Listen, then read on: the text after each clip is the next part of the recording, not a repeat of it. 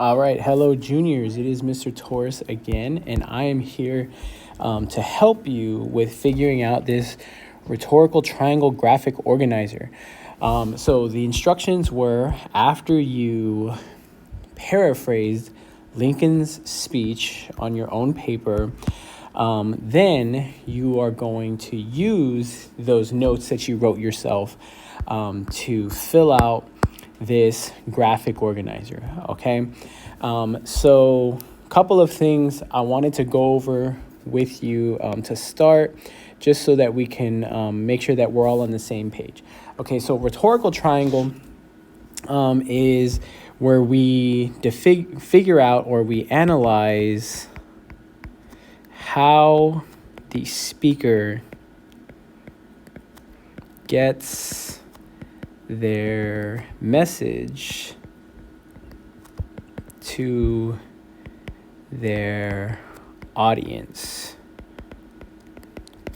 Remember that rhetoric is the art of persuasion. Okay, now we've done this before.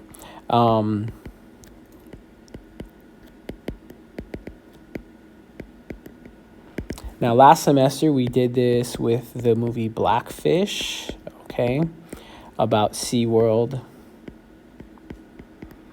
And we looked at what the argument was in the movie Blackfish.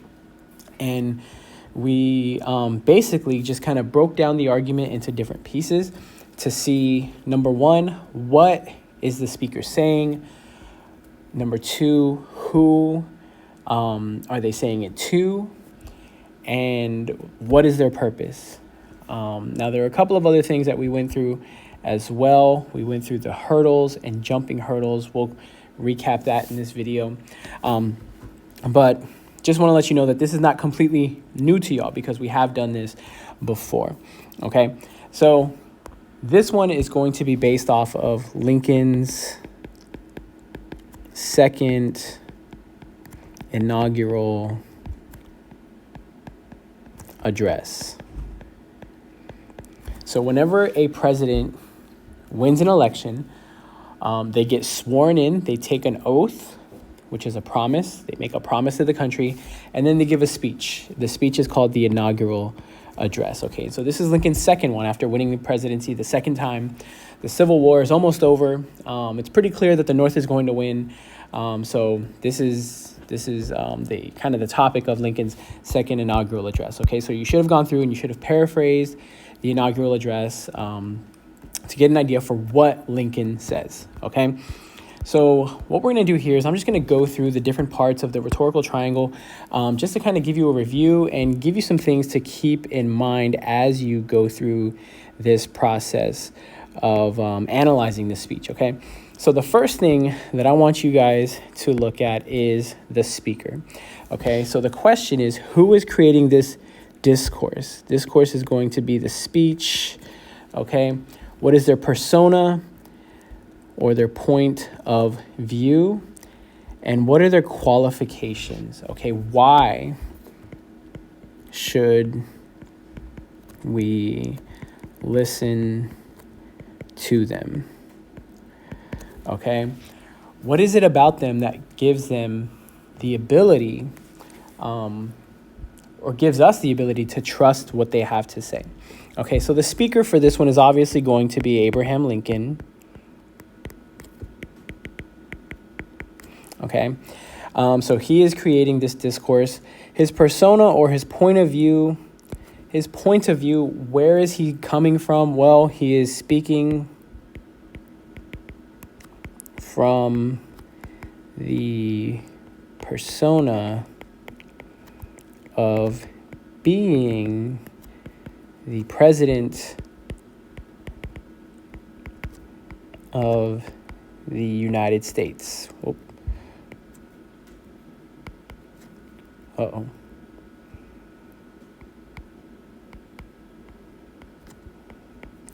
Okay, so that's his persona.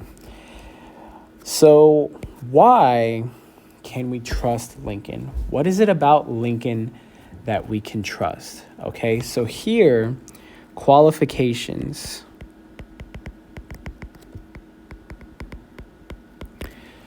I want you to think about who Abraham Lincoln is. When you answer this, what is he famous for? Or what is he known for? Okay. He has a specific nickname that, think about his nickname. Okay. So if you know his nickname, think about it. If you don't know it, just Google it really quickly. The nickname he's most famous for. Think about what his job is as the president.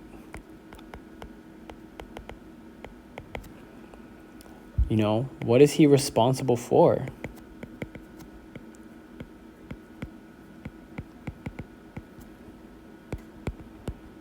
Okay, so these are going to be the reasons that we can trust him. So these pieces here, you're going to have to answer these on your own, okay? So I'm not going to give you those. Go ahead and, think about it, do a little bit of research, answer that on your own, okay? The next thing that I want you to look at, we're going to go over here and we're going to look at the audience, okay? So audience is going to be number 2, okay? So the question is, who is the speaker trying to reach? And be specific. It's not everyone, okay? What I mean by that is it's not everyone in the world. This speech is not for every single person in the entire world. This speech is for a particular group of people. It may be a big group.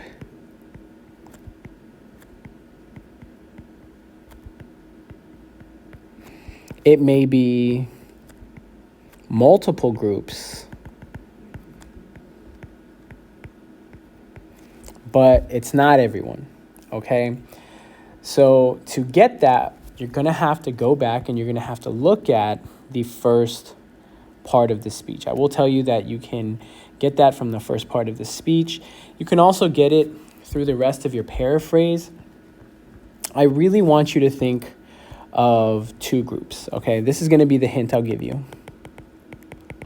2 groups of people. That's his audience, all right? So again, I'm going to circle it in red because this is the one that you have to answer on your own, okay? So we have the speaker. We have the audience. Now the question is, what main idea is the speaker communicating to the audience? Okay, so what is Lincoln, what is his main idea? What is his message? Okay.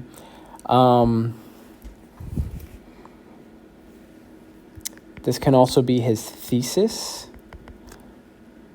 Okay. So same thing. What is his main idea? What is his message? And what is his thesis? Now this will come from your paraphrasing.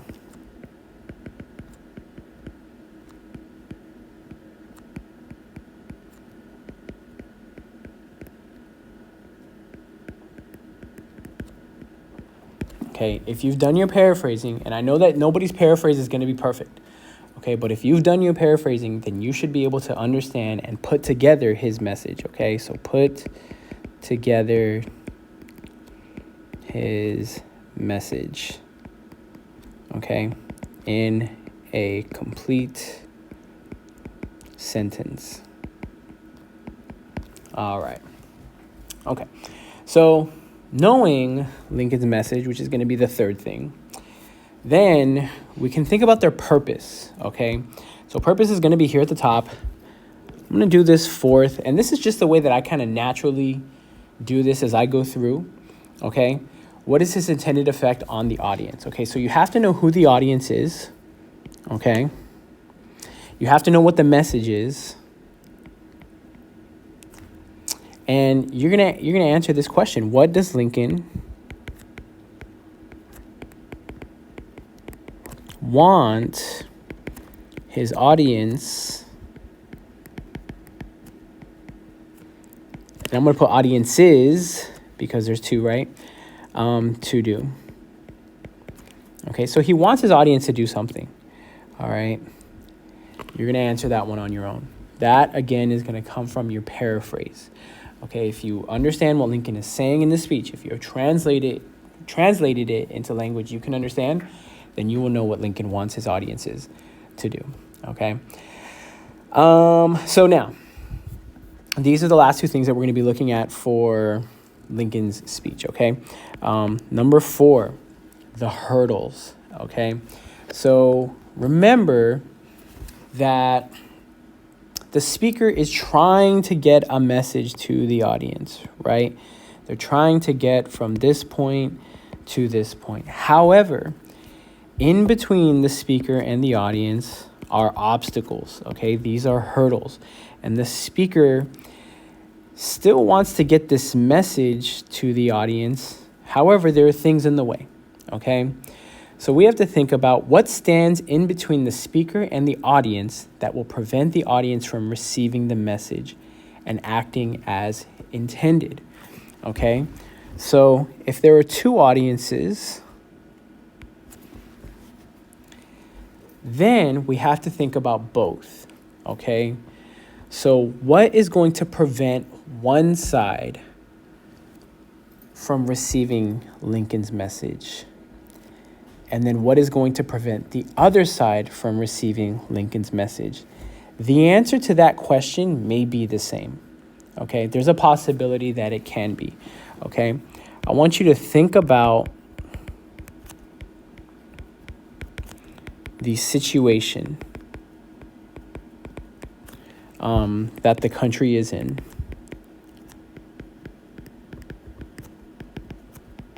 Okay, we're at war, one side versus the other. Think about what the war is about.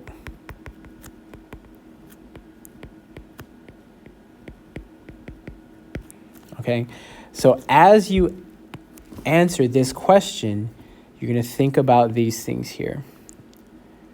Okay, so the answer to this question here, what stands in between the speaker and the audience, that's going to go in this space. Okay, so you're going to answer that down there, but you're going to think about this. Okay, think about that. All right. Now, even though there are hurdles, okay, even though there are things in the way between the speaker and the audience, good speakers get over those hurdles, okay? So here's Lincoln. Here's his audience, okay? And these are the hurdles, right? But good speakers can jump these hurdles. They go, they jump the hurdle. They go, they jump the hurdle. They go, they jump the hurdle, okay? So how does that happen? Okay, here we think about rhetorical appeals and techniques. This is going to be those things. By the way, this is number 5, but this is going to be that ethos, that pathos, and that logos. Okay, ethos means using authority to gain your audience's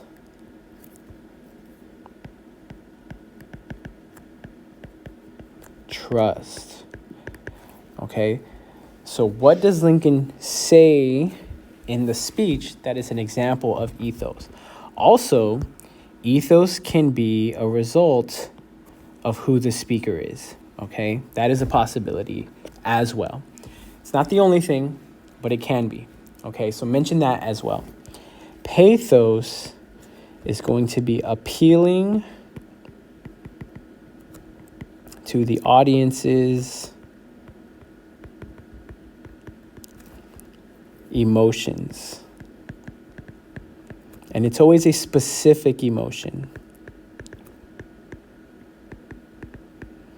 All right. So Lincoln is going to say things in his speech that make the audience feel something. Okay. Next is logos. Logos is making common sense arguments. They make sense. They are logical. Okay? So think about what Lincoln says. Go back to your paraphrase and think about what he says that makes sense to you. Okay? Now, the thing about this speech is there may be repetition between ethos, pathos, and logos. Okay? You may see that an example of ethos is also an example of pathos, or an example of ethos is also an example of logos, okay? So you can use those things over again. Just think about what Lincoln is saying. Okay, here we need evidence from the text, okay, on all three of these. So evidence from speech. Again, evidence from speech. Evidence from speech. So that is what you are responsible for finding. Okay, so anything that I circled in red, you are responsible for finding or coming up with. Okay, now again, just like your paraphrase, I don't expect this to be perfect. There are going to be mistakes. There are going to be things that maybe you have identified as ethos, but maybe in fact they're logos or something like that. There are going to be mistakes. That's fine. Okay, we can work with mistakes and correct them. All right, just make sure that you push through this. Okay, just like with the paraphrase, you might have to fight with it a little bit. You might have to think about it for a little bit. You may have to take a break from it, and that's all perfectly fine. Just do not let it defeat you. Get back to it and make sure that you bring this graphic organizer filled in on Thursday. You will be using it in class on Thursday, okay? I hope that this was helpful to you all. If you need help, come into my tutorials, and we can kind of help you with that as well. Otherwise, just do your best and, make it through it, okay?